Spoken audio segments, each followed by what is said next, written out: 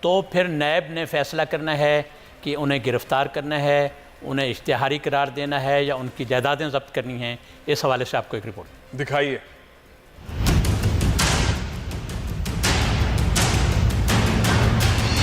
بہت مل گئی مہلت، اب نااہل خاندان جیل جانے کی تیاری کر لے۔ نیب میں شریفوں کی عدم پیشی پر گرفتاری ہوگی۔ ریفرنسز کی تیاری نیب کی پہلی ترجیح، پکڑ دھکڑ سیکنڈ آپشن ہے۔ نیب میں نااہلوں کے خلاف ریفرنس دائر کرنے کے لیے 18 دن رہ گئے۔ عدم پیشی کو توہین عدالت بھی شمار کیا جا سکتا ہے۔ پیش نہ ہونے پر گرفتاری کے ساتھ جائیداد ضبطی، اشتہاری قرار دینے کی کارروائی شروع ہوگی۔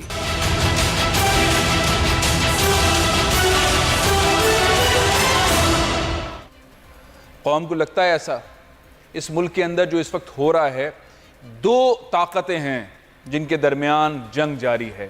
ایک طاقت ہے پاکستان کی، پاکستانی مملکت کی، پاکستانیوں کی، پاکستان میں اچھے آفیسرز کی، پاکستان میں آئین اور قانون کی بالادستی کی، جو چاہتے ہیں کہ پاکستان کا لوٹا ہوا پیسہ واپس لایا جائے اور جو بھی ہے، جتنا بھی پاورفل ہے، اس کو سزا دی جائے، اس سے پیسہ واپس لیا جائے۔ دوسری طاقت یہ ہے کہ جو ساتھ کھڑی ہے ان چوروں کے، لٹیروں کے، جاگیرداروں کے، سرداروں کے، صنعت کاروں کے، جو چاہتے ہیں کہ اگر یہ پھنسا تو ہم بھی پھنسیں گے، بچاؤ بچاؤ۔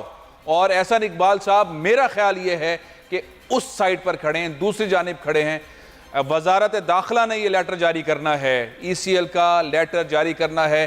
اطلاعات یہ ہیں کہ بہت زیادہ پریشر ہے، اور یہ پریشر اس لیے ضروری ہے، اگر اس پریشر کے ذریعے ہم نواز شریف کو، ان کے اہل خانہ کو یہاں روکنے میں کامیاب ہو جاتے ہیں، اور جو باہر ہیں حسن نواز اور حسین نواز اور محترمہ بیگم صاحبہ، ان کے خلاف بھی ریفرنسز بن سکتے ہیں اور ان کو واپس لانے میں کامیاب ہو سکتے ہیں، تو آپ سمجھے پاکستان میں ریفارمز کا عمل تیزی سے آگے بڑھے گا۔